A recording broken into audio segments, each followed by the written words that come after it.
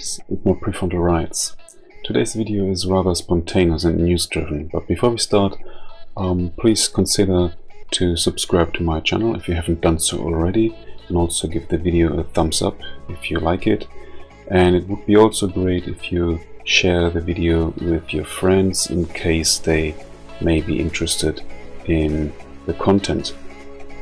Well, if you have paid attention in the recent weeks or even months by, for example, following DC Rainmaker and other cycling news outlets, you may have gotten already the idea that something's going to happen with STRAVA. And indeed today the news hit the internet that STRAVA will make changes to their subscription model, and the biggest impact will be that the leaderboard is not free anymore. Well, the first or the top 10 will be still available, but otherwise the leaderboards will be behind a paywall. So of course there was lots of news, and for example, as you see here in cycling news, the headlines: Strava's latest uptake makes leaderboards a paid for feature, and all these articles are going through the new changes which Strava published or rolled out in recent weeks, for example the route builder, etc. So this is all nice and good, and I think it's a good point to pay for this. It's really good stuff, and I don't want to go now through all the changes here. That's something for another video. I mean, lots of people doing this actually, so I really don't have to do this. In cycling tips, Strava shake-up, major changes for paid and free users, and there was also a letter from the editor talking about why they support it, and I largely agree actually. This may be actually the letter, not sure, no it's not. Anyway, yeah, so if you want some quality, I agree, you have to pay, and particularly since Strava didn't make any profits, yeah, it would have or will be pretty difficult for them in the future to survive. And Cycling Weekly as well, tell us, what is your reaction to Strava removing features for free users? So yeah, I can imagine there are many different opinions, and some people agree, which is, I think, reasonable. Perhaps most people will hate it, I'm not sure. It's difficult to estimate the overall reactions of the people, and we will figure out rather soon, I guess, what people think about this. In my case, so one thing first is that Strava, as well as many other platforms, always come up with, well, I mean, this is just for the price of a cup of coffee, for example. However, the point is, I mean, they are right, but everybody says so.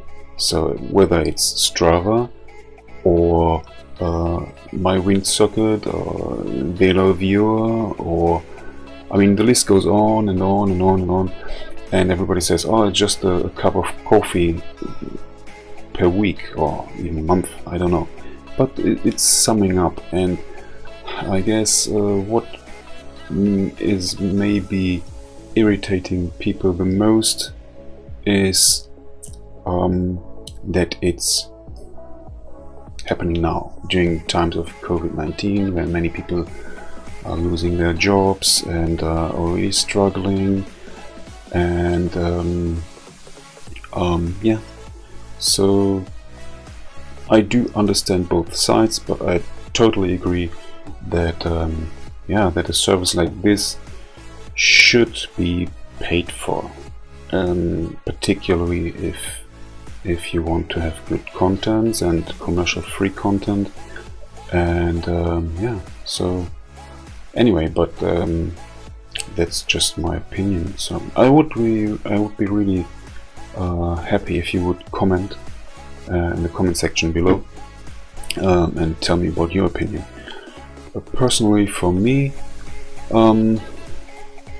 well, I think Strava did more positive, or contributed more positive things to the cycling community, and not only cycling, of course, than it did negative things, or had negative impacts.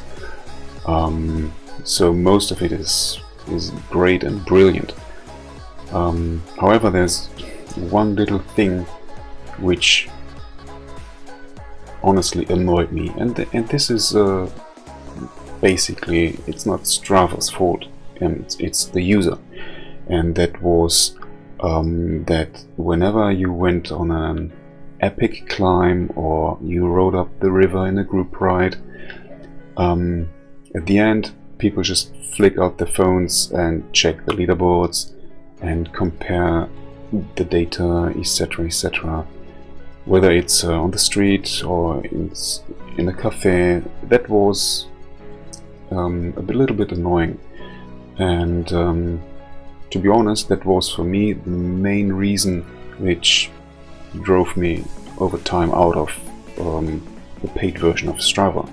So I was a paid member, then Summit started, I still was a paid member, and at some point I decided to stop it, because, well, I wasn't so interested in this part, in this aspect of Strava, and I was, well, a little bit annoyed about this, and kind of started to use Strava more as a hub for my data. And I was never interested in checking my data just after the ride while I'm still outside. I prefer to do this at home, and there, for me personally, more a bit of a data geek, I used different programs, different software. I'm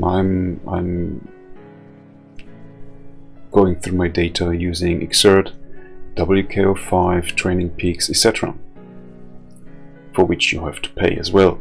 So you, depending on what is your main interest, what is your focus,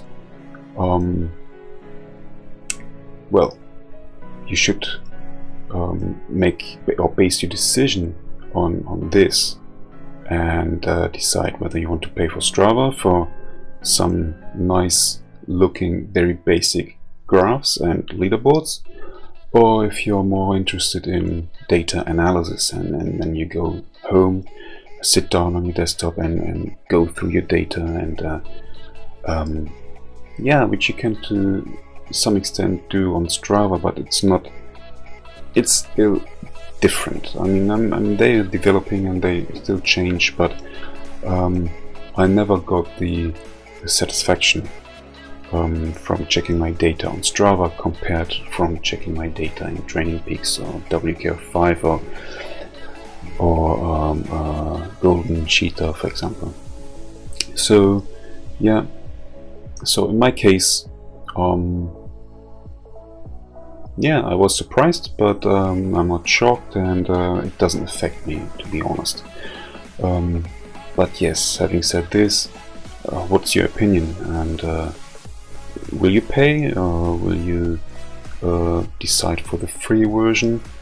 And yes, I'm still thinking Strava is a great thing, and I hope they prosper and will develop, and because for me it was a great introduction to the cycling world and competition, etc. It was a main driver at the beginning, before I just commuted, and then I started to use Strava and the leaderboards, trying to get the comps in my areas, etc., etc. So it was a great drive, a great motor for me, a great motivation for me to cycle and to see what my mates are doing and how they're doing, and well, most people I know now in the cycling world here in Tokyo I met through Strava. They discovered me and invited me to group rides, etc.